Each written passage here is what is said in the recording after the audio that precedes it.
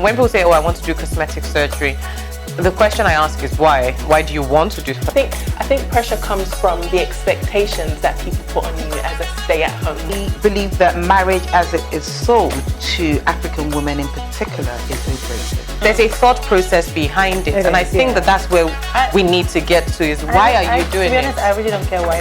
Hello and welcome to another episode of Pep Talk on the Joe Maxwell Show. I am your host, Joe Maxwell. Hi guys, my name is Joe Maxwell and I am the host and executive producer on the Joe Maxwell Show. Welcome to season 2 of the Pep Talk series on Joe Maxwell Show.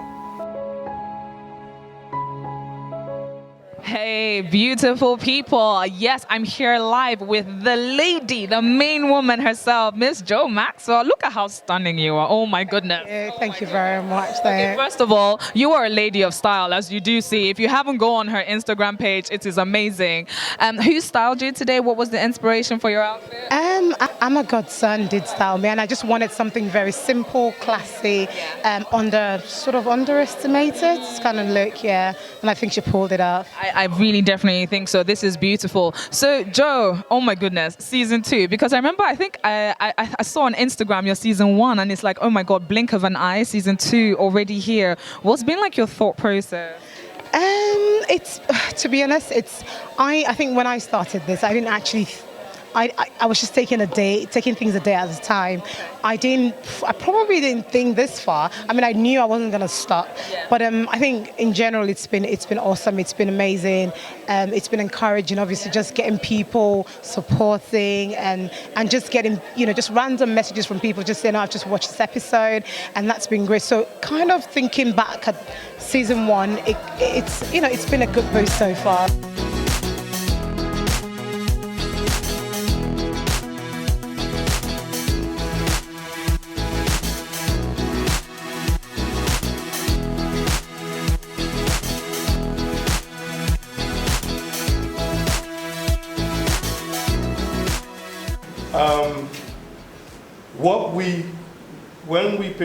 When we start playing season 2, we're going to run season 1 because I think there's a lot that even I missed that I want to go back and watch. And then I want people to be able to follow it. So watch our channel. It's 452. This is not really a plug-in. Invite people to watch it. And I want to stand here and commit myself to your 3rd season. Wow. And your 4th season. So what is done, and the reason now this has put me on the spot, but I wanted to do it for a reason. We need this. Yeah, we help people. We produce other shows in Africa, and we've produced a lot of other women also in Africa. But we do not have that woman here that is flying our flag, and I'm proud to be a part of this. Thank you again. Hey guys, it's almost like I know this beautiful human being in front of you. Amma Godson, how are you? I'm very well, thank you. How are you? I'm brilliant. I have to say, you look gorgeous today. I told her I was stalking her a little bit. So, Amma Godson is a person that styled Joe Maxwell today, and you've seen Joe. She looks beautiful. So, Amma, obviously you know Joe, her show, you know what she's about, the type of person that she is. What made you pick the color and the style and the shoes for her? So Joe is someone who likes bold looks. She is someone that is very prominent in what she's doing. So everything that I'm styling her with has to kind of represent that. So it has to be bold colors, big kind of clothes. We've done a shoot recently and everything was quite avant-garde, should I say. So yeah, I always make sure I think of those kind of outfits for her, and it just can't be ordinary, basically. Joe's not ordinary. So obviously from discussions, I know that you've been there from day 1 with Joe. So from the beginning to now, what is like your thought process? How would you describe the Joe Maxwell show and how it has developed? I am really, really impressed. I was one of her guests in season 1. And it was a lot of fun. It was very insightful. And to see how she's grown leaps and bounds, it's really encouraging to see that someone can have an idea and actually follow it through. Because many people come up with ideas and halfway through they hit a stumbling block and it's over. and she's kept going. So, I mean, sometimes I look at her, and even when I get tired, I'm like, I can't get tired now. Tired? How can I be tired? All right, Superwoman doesn't get tired. Wake up. So it's been really good. All right, guys. So I'm here live with Mr. Akin Salami, in fact, the main man for Fame TV. How are you? I'm good, thanks. Good evening. I have to ask though, because you said season 1 you really liked it. What was your favorite episode, or one of the episodes that stood out for you? I'm gonna fail on that question because they were all good. I had my easy cop out. My answers ready. That's a bit of an easy cop out. Okay, at least one topic that jumps into your mind. All of them. I have my answers ready. You're not going to make me select one or the other. Fine. But we are excited about season 2, and that's why I'm here, just so that Joe doesn't change her mind. That's fair enough. Yeah, I've come with a begging bowl. Joe, please. Yeah. How was the idea birthed? How was the idea born? Was it a light bulb moment? How did you get the idea for the Joe Maxwell show? It's a bit of an interesting one, but I'll cut it short. So I think probably just a few people know the true history of it. So myself with a few friends, we had an idea of something totally different that hasn't even been birthed yet. Right. And Talk Show was one of those thoughts that you kind of put in the back burner because you kind of feel like I'm not sure. I'm not sure I really want that. And I remember having a conversation with, I think it was Bimbola Sage. We were talking about we're trying to source people for that particular project. Right. And I was like, you know what, give me a minute, let me call my cousin. She probably knows people. So I made a few phone calls, and then I called my cousin. I was like, Nide, I'm thinking of doing this thing. I was still trying to code it a little bit. And then she said to me, oh, I think I know what you're talking about. You're going to be great for it. I really think there is nothing in the UK that it was a light bulb moment. Even though it wasn't the reason I called her, but I think it was just God saying, what you are thinking of doing is not what I want you to do. Right. And I said to her, that's an interesting one. So, an interesting one. She didn't know what she sowed in me in that moment. It was just I guess it was just, that was the only way God could bring clarity to the whole thing. And I called him, but I was like, oh, guess what happened now? My cousin just said this, and I really think, it's a great idea and everything. And, I'm sure Bimbola, she'll probably think, that's just another idea that we can add to the list. And I think from when I had a conversation with my cousin to when I started, it was literally 2 weeks. I spoke to my husband. I was like, I know I've told you about this idea, that idea, but actually I'm going to add this other one. And I was like, I think it'll be too much, because obviously I went from just doing my 9 to 5 to now coming up with 3 ideas, and I wanted to start everything at once. And he said, I don't think you can do it. And I'm like, I don't often jump into things, but when I say I want to do it, best believe I will see through. So that's how Joe Maxwell show was birthed. He helped me to source a production crew, and literally within a month from the light bulb moment, we started recording. What have you gotten from this evening's, the atmosphere? And I know they showed a couple of videos and Joe's one-to-one talk and the questions and answer. What's that one thing that stuck for you today? It would be the fact that she just never stops. Don't stop. Don't give up. Keep going. Keep pushing. It's hard, but just carry on going, and you'll get there. The Joe Maxwell show, black-oriented, intriguing, interesting. You don't want to miss it. Watch out for season 2 premiere. I'll say one thing I took is the value. She kept insisting on the value she's bringing, and not just being on TV. It's not just some other thing, but she's bringing value that's impacting lives, and that meant a lot to me, because I think that's what we all aim to do, with what we're doing. So I'm really, really inspired by the value she's bringing and the seriousness with which she's bringing it. So yeah, I am inspired. I love it. I know obviously season 2 isn't out, and I know you can't give away too much, but can you give us like a snippet, just a tiny bit of what went on? Okay. I'm not going to say anything, just get ready. Do not miss that show, seriously. It's the best of the best. I'm not going to say anything, no way. Okay, so obviously I know that you haven't been on the show yet, but if you could be on the Joe Maxwell show, what topic, or which topic should I say, would you want to discuss, and why? Friendship, I would say. Oh, nice, okay. I'm not sure if that has been covered. The reason why I mentioned that is because I'm very passionate about my friends. That's something I would love to talk about on Joe Maxwell's show. Would you, given her situation, would it be an option if you found yourself in the exact situation? Let's talk a little bit about your hairstylist and makeup artist as well. Yeah. Let's talk about the impact of that on you as a brand. I get asked this question a lot: why Joe Maxwell show is different from every other talk show? And I tell you what, the difference is for every 2 women that sits on my set, one of them has been through the topic, has been through the issues, has been through whatever it is, whatever challenge it is. The other woman has got an experience, or they have both been through it. So we're talking, I'm bringing experience, I'm bringing real life experiences out of women who are happy to share it. The other reason why Joe Maxwell show is very different from every other talk show is because it's the only talk show that it is the only talk show, and I'm happy to say that it's the only talk show that showcases some of the inspiring black women living in the UK who are happy to talk about some of the challenges that they've been through and they are still going through in their lives. In as much as you're spending time with your children, there's something called spending too much time. We live in a different time now. You're a stylist and you have no style.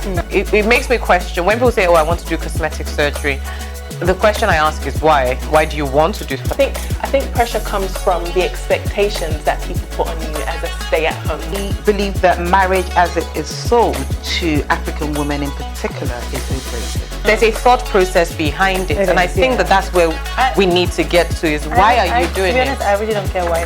Hello and welcome to another episode of Pet Talk on the Joe Maxwell Show. I am your host, Joe Maxwell.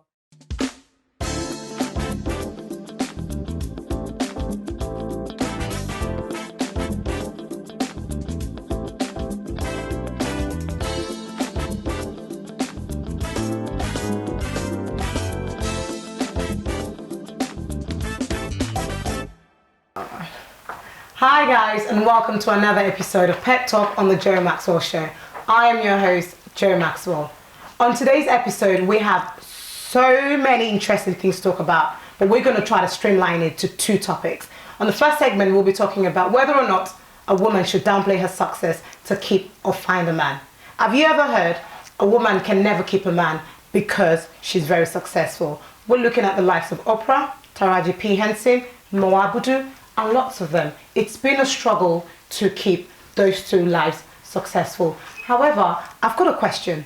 Do you need a man to make your life complete? We're about to find out from our guests. Take a look at who they are.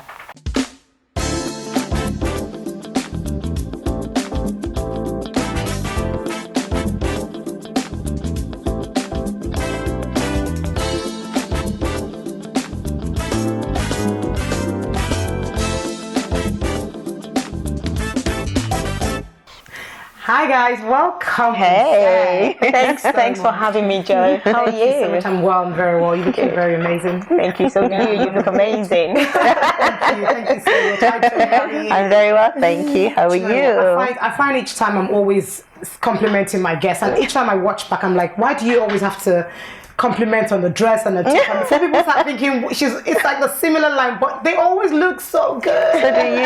So do you. We're only reflecting the glory of our hosts. Exactly, I agree with that actually. That's true. Thank you so much guys for joining. Right, so today's going to be girl talk. It will be girl talk, and I want you guys to give me all the sauces and all the juices. Like, which your shades when we need to show. Are you ready? Let's do it. So right, on this topic of, should a woman downplay her success to keep or find a man?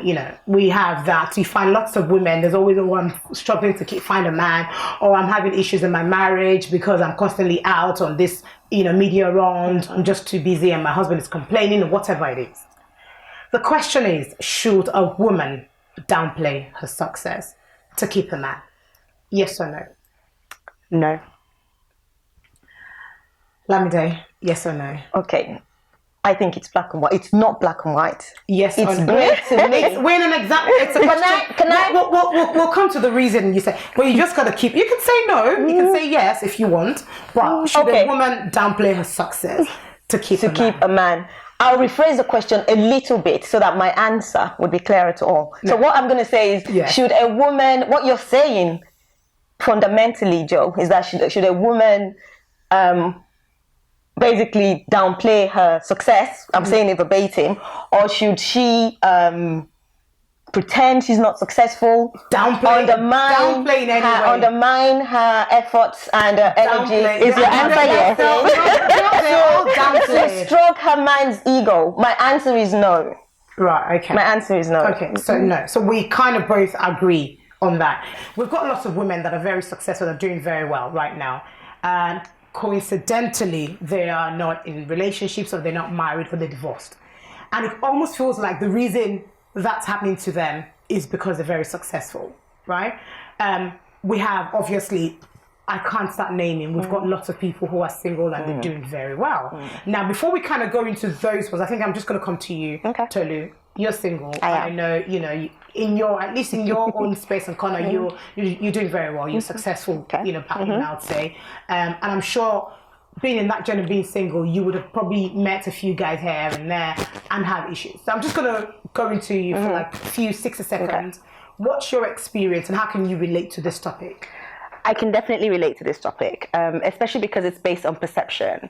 That the perception is if you are single and you're successful, it's because you're successful. But there's no other factor.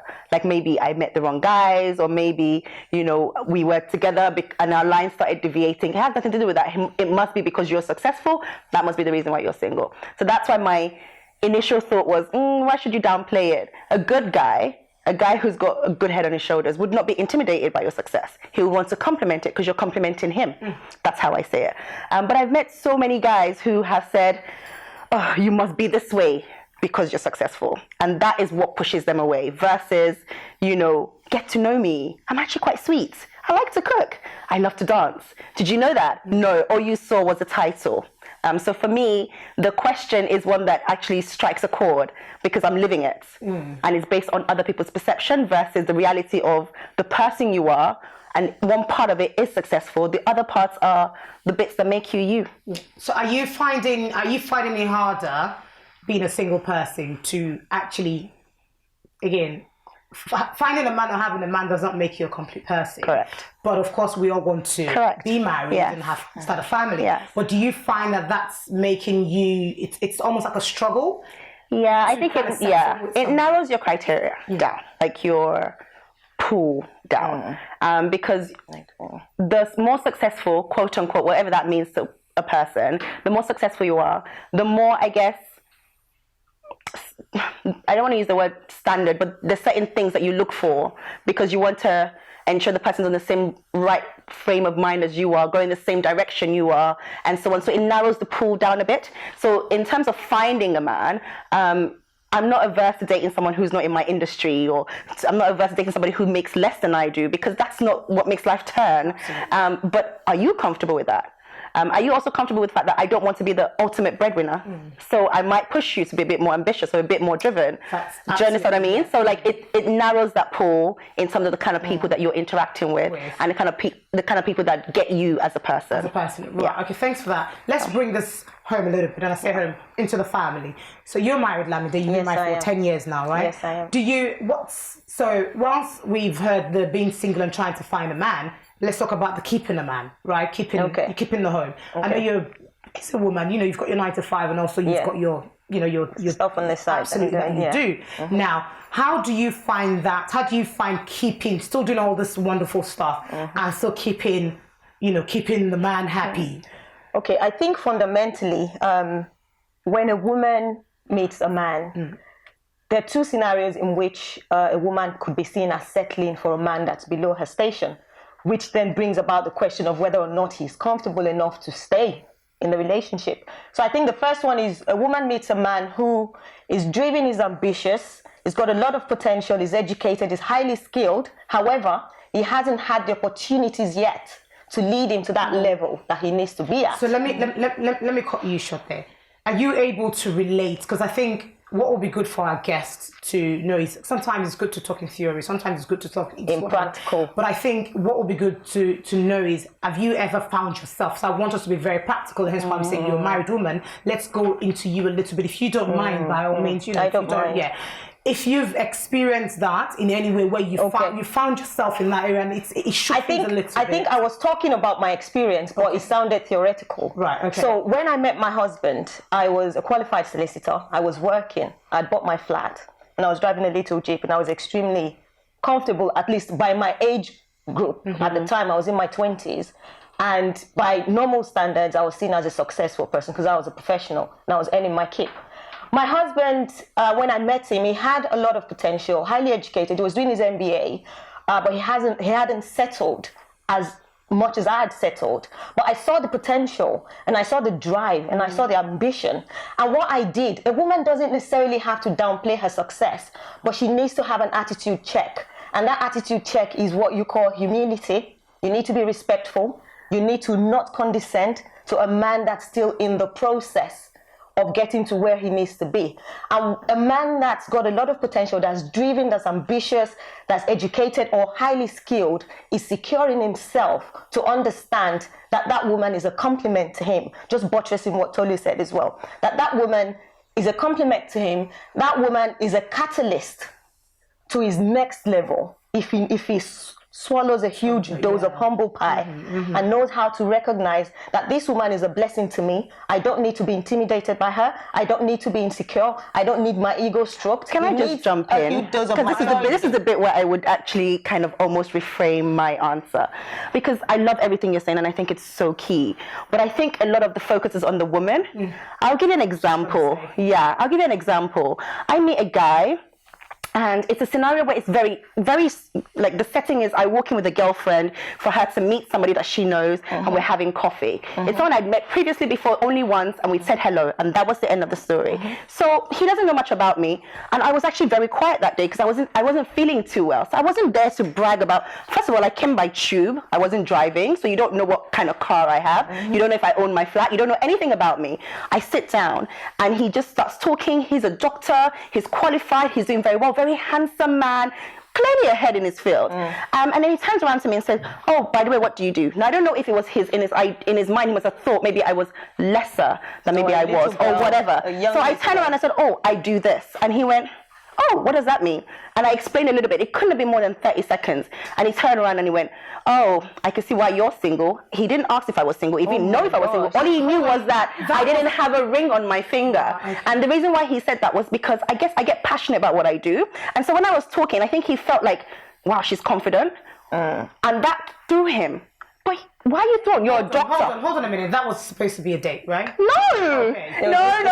It was so much. I found out later she was trying to hook us up. Okay. Right? But she didn't tell me. She just said, "Oh, I'm going to introduce you," or whatever it was. Only for me to react. I sat back. It really upset me. I got so angry. That was the first and only time I think I've ever said to somebody, other than you're very silly, to the fact that yes, I do this. I went to school to do this. I was very much about my accolades at that point because I was like, you have no right to sit there and diminish what I'm trying to say simply because to you you're intimidated. But why are you intimidated? First of all, I'm pretty sure he earned more money than I was at the time. So I realized it's a frame of mind. We put it on the man, but actually he was immature, insecure. Why? There was no need. He didn't know anything about me. So actually, no, I don't want to downplay my success in that instrument. You're not for me. You and I are not meant to gel. So I think, that's a valid thing that you said. And I think just quickly going back to what Lamide said earlier in terms of a woman, you have to... I think the criteria is still a lot on a woman because the expectation is still all down to a woman. Whereas I think it's important for a man to understand... To be humble. I agree. Absolutely. That's why I said... Just swallow a huge dose of humble pie. Be humble. Be mature enough. There's a lot of maturity. Maturity. I think we use the word maturity very loosely. It takes a lot for a man to look at a woman and say she's successful. She's earning more than I'm earning. She's more socially successful. She's probably more physically attractive than I am. However, I'm going to see her as a motivation for me. I'm going to see her as an inspiration. I'm going to see her as a catalyst for me to get to where I need to get to, or even surpass. And that's what happens. My friends and I have a very close knit of friends, and we all have that in common, where when we met our men, we've got a chartered accountant, we've got a project manager, we've got solicitors, and when we met our men, they were still in the process. They were in the process. But so now we laugh about it, say, oh, you remember that car your husband used to drive. But did you downplay your success to get him? You don't downplay your success, but you have an attitude check. And that attitude check is you being extremely supportive, you believe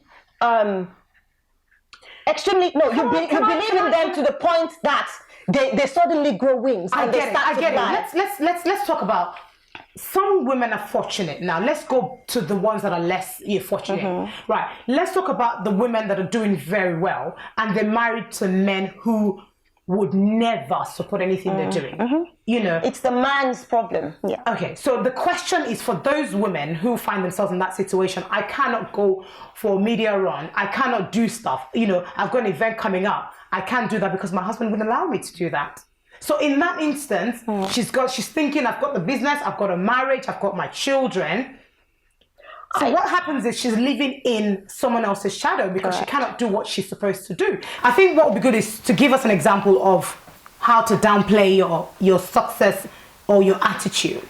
Okay, I think basically what I'm saying is you don't necessarily dim your light or downplay your success because it's there. You can't hide success. It's not something you can necessarily hide. So it's not about downplaying your success to stroke your man's ego. It's about having an attitude check. Let's be practical. Yes. Give us an example. For example? So for example, you could be aspiring to purchase a property, and the kind of property you're looking at, based on your bank account, could be like a 6-bed, detached, massive swimming pool. And based on your partner's income and his bank account, is probably looking at 3-bed properties. Listen, I don't agree. Let me tell you why I don't agree. I haven't finished. Now, what I'm trying to say is, because for me, marriage is it's a union. You're now one. So for me, if you're not ready to be the sole breadwinner, you're obviously not going to be ready to be paying the entire bills. You need to come together and agree. And probably I mentioned 6-bed. The lady was looking at a 6-bed. He's looking at a 3-bed. You can compromise and get a 4 or 5-bed based on both income.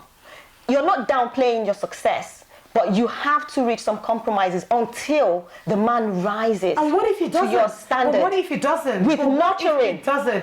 You've asked me to speak by experience. With your support, with nurturing your man's potential, his drive, his ambition, and you're the catalyst. He's looking at you. You're his motivation. You're having kids now. He's now inspired to do more. Trust me. He will rise and even surpass your level. Any man can. Men have egos. The little ones, I have sons, so I know.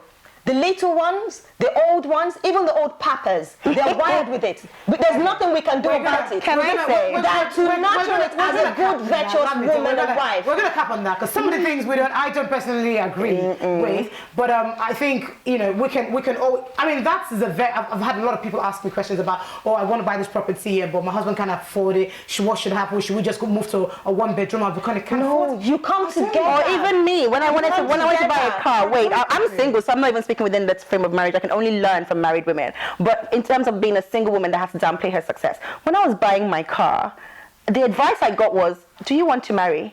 If you want to marry, don't buy that car. I was like, why? Because if a guy sees you in that car, there's no way he's going to approach you. The funniest part is my friend wanted to hook me up with a guy. He liked me from seeing me. He took my number. We got down to the car park and he said to my friend, her husband said, I'm throwing her number away. I will not call her. And he was like, why? I was like, see the car she drives. And I was like, are you joking? Based on a car, if that is your limitation, you're not the guy for me. Because you know what? Anyone can lease a car. I'm sorry, you don't even know if I bought it. For me, it could be my brother's car, my dad's car. It could be my car. But if that is your limitation, you're not the man for me. Do you know what, guys? We can be here forever because I've still got lots of questions that I want to ask. Time is definitely of essence. Guys, I really want you guys to join this conversation. You need to comment. We know we haven't talked about everything, the lots of questions that I have here that I haven't even asked, but we're so time conscious. Join the conversation by leaving us a comment. If there's anything at all you want us to, talk about or share, or even on a monologue, let us know. Leave us a comment. You can email us at info@joemaxwellshow.com. That's it for us on this segment. We'll be right back, and when we come back, we'll be talking about something a little bit more juicy as well. We'll be talking about the singles versus the married friends. You know how some married friends say, oh, I can't cope with my single friends, and some single friends say to you, girl, that's my married friend, she's been married, she thinks she's everything, But anyway, we're about to find out, and we'll be right back. Right, guys, welcome back to the second segment of today's episode, where we'll be talking about single versus married friendship. Right, I know I've had my struggles with my single friends. I wonder if you have too. But anyway, like I always say, it's not about me, it's not about my opinions, about what our guests have to say today. Still with us on set today is our lovely Lamide and our amazing Tolu. Hello. Right, so we know Tolu is single, Lamide is married. So hopefully we can kind of get a bit of both worlds there.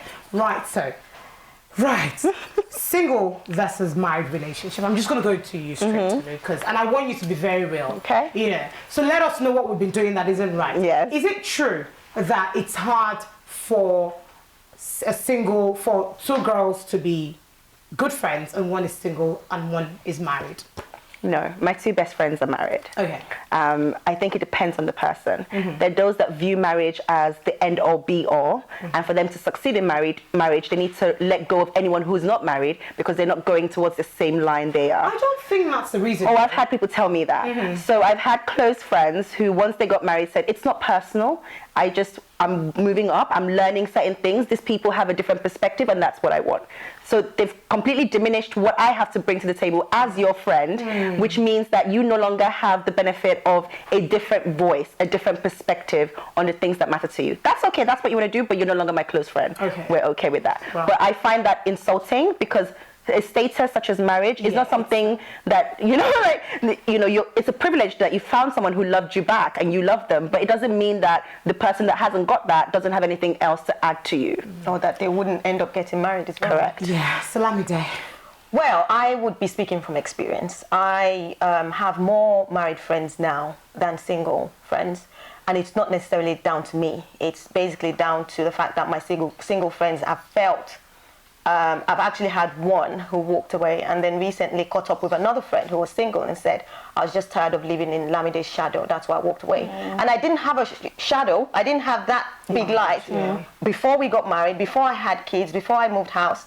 It was after all of that happened that she felt like, okay, I'm tired of living in your shadow. I'm out of here.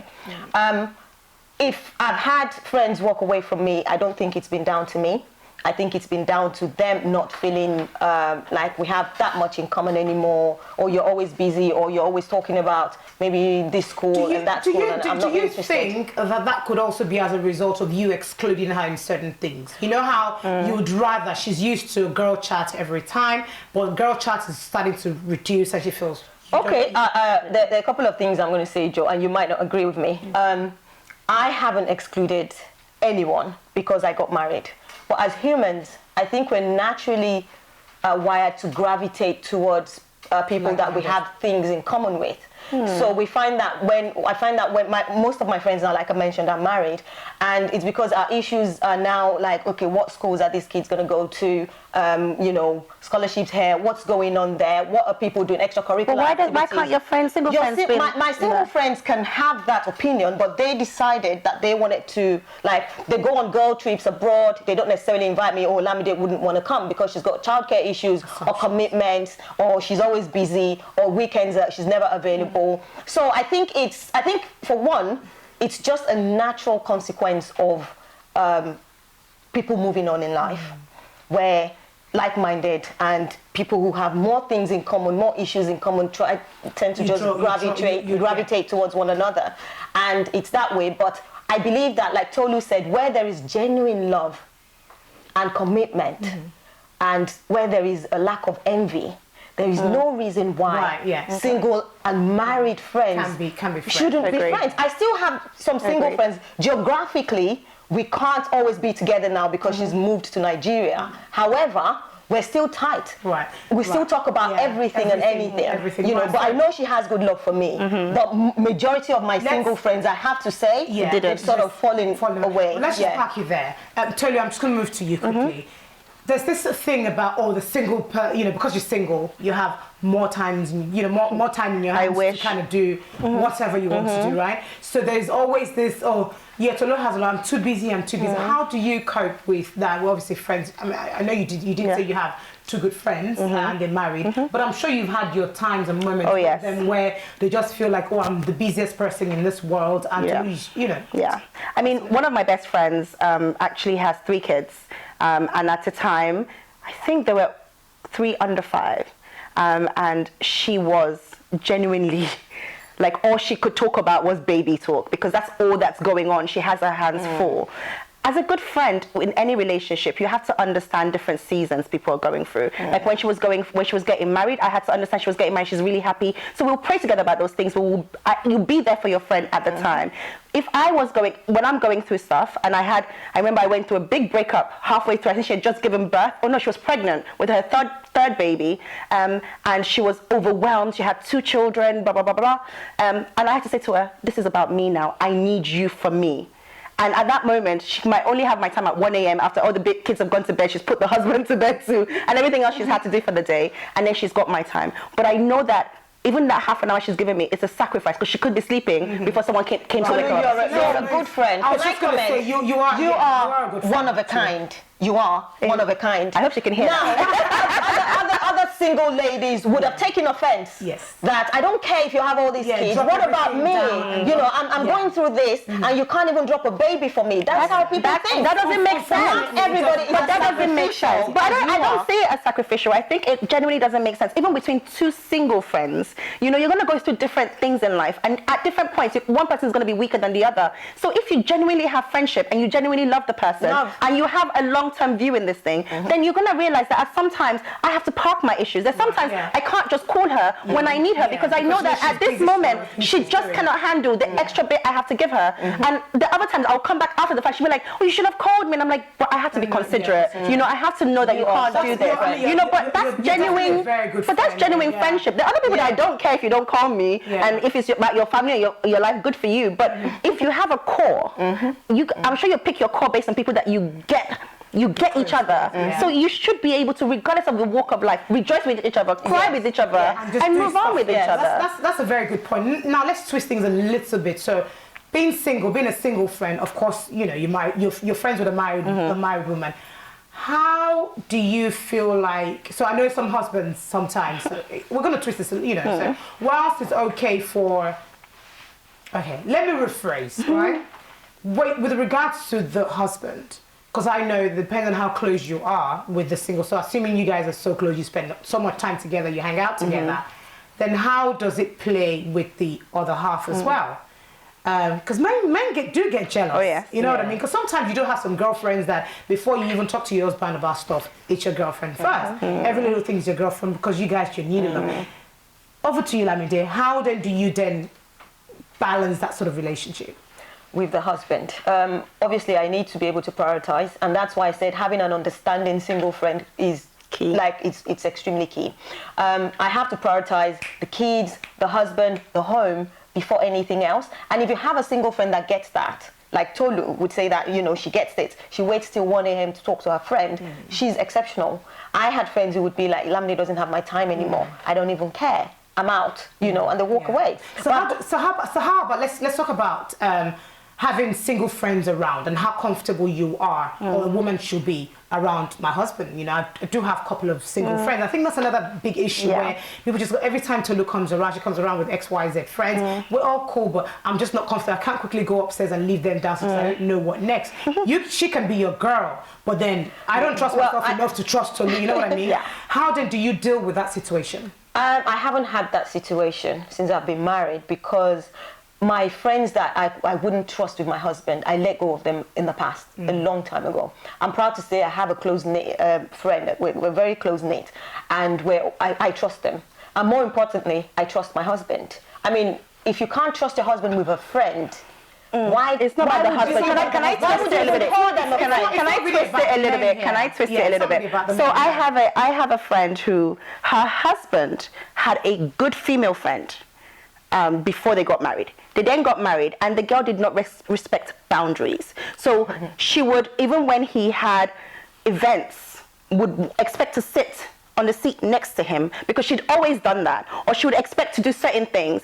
I'm the single one, right? So I'm not in the marriage between the two of them, and I'm sitting on the outside thinking, is this girl losing her mind? No. Like, where is the boundary? So for me, I would always say, I don't care who you are. If you see a married couple, you need to, I don't care if you're friends with the husband first or you're friend with the wife first. If you're not friend with both of them and you don't know their boundaries and respect their boundaries, you should not be around them. In that instance, as a married woman, pack your bags and go. I give you permission as a single woman. I speak for all single women out there. You know, like, why would you allow someone to come into your home and sow seeds of resentment and doubt into your home? You're not wise. Yeah. But however, in that instance, it's not about trusting your husband. It's about trusting the kind of women that are coming around your husband. Let me flip it. If I am your friend, however, and you do not trust me around your husband, we should not be friends. That's what I said. I think that's what we should not be friends. I can't be friends with a lady, you know, that I can't trust around my husband. That was way back when we were teenagers, and before I knew how to decipher the good seeds from the bad seeds. At this stage of my life,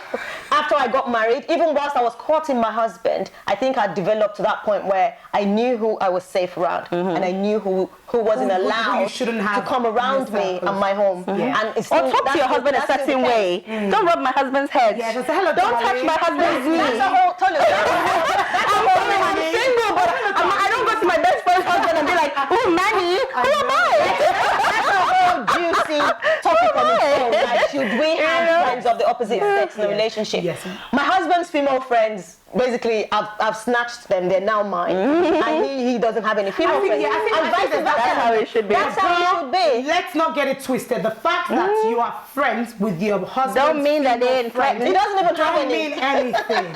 So he doesn't have any. And I think that's where I probably didn't agree with you, where you said, "Oh, I need to trust my man." Girl, I don't trust me. So I ain't gonna trust no one. You know, because I don't trust myself. So I don't think. No, I think to a particular extent. To the other, I think it's just making sure you have the right person. And draw your lines of boundaries early. Absolutely. You know, as a single woman, I draw my lines of boundaries. So don't. There's certain things within our friendship you can't do. So you can't tell me because you're going on a trip, invite me or talk to me or communicate. Even if it's a couple's trip, just say we're doing this and it's a couple's trip. I don't want you to be uncomfortable, but I want you to know what I'm doing anyway. Maybe we'll do our own thing later.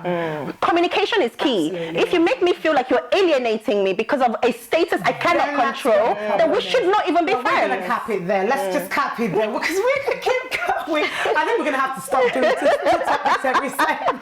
I like it too. Guys, you know, as usual, no matter how juicy a conversation on an episode is, I always like to find out what the guests don't like. And you know what I call it? Pet peeves. So we're about to find out from Lamidi and Tolu that one thing they don't like. As you can see, they're full of the fire in them. So you better know not to do those things whenever you see them. And we're about to find out. Hi Tolu. Hey. Hi Lamidi. Right, who should I start? Let me start with Lamidi. Yes. What's that one thing that I hate? Yes. I hate bullies. And I hate bullying of any form. I hate cyberbullying. I hate physical bullying. I hate passive-aggressive bullying. I hate subliminal bullying. Ooh. I hate bullying at work. I hate bullying in the marketplace. I hate bullying. I deal with bullies and rude people. I can't. Honestly, I like how you've kind of worded it. Yes. You've kind of broken it down. You said some words I don't even know about. Okay. So I think, you know, bullying is a big thing, especially now that we've got kids. It's like, you know. So I definitely. If you don't have anything kind or nice or uplifting to say, keep quiet. Do not talk. Don't talk. Especially people that sometimes it's unsolicited. Yes. It's all bullying as well. It's like you just want to have an opinion in everything. Yeah, and then you put the other person down, or you intimidate them, or you no. I hate bullying. Okay, thanks for letting us know that. Tolu, over to you. Selfish people. Oh, precious. I cannot stand selfish people. I just feel like if you're not compassionate, if you're not somebody that's a giver, we won't be friends. Like if it's all about you, no. like life is a two-way street. There is no like one-way road here. So if it's not a two-way street, keep it moving. Right, That's how I say it. That's some good ones. Don't ask me what mine is because I probably have a couple. Thank you so much, guys, for joining us. Thank you. Thank you so much for having us. I've had so much fun on this. So I love when my girls kind of, all together. So that's it for us, guys, on this episode. Don't forget, we've talked about 2 things today. Leave us a comment.